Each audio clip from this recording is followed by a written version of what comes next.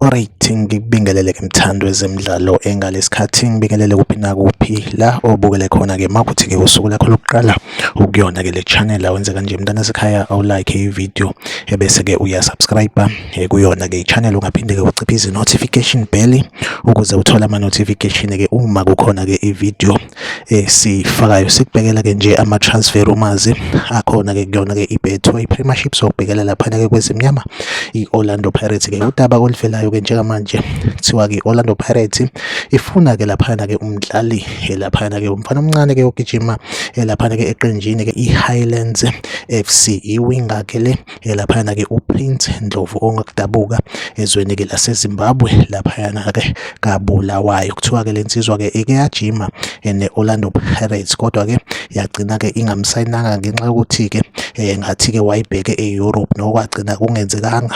So njengamanje kuthiwa-ke i-Orlando Pirates ifuna-ke ukuzo-eda ekusona-ke isquad salo-ke ibhakabhaka ngaye-ke laphaya uPendlovu from laphayana-ke i-Highlanders FC. Iyona update engiphethe-ke njengamanje. Like i-video, usubscribe kwi-channel, mina nawe ahlangabezana kwe-video elandelayo.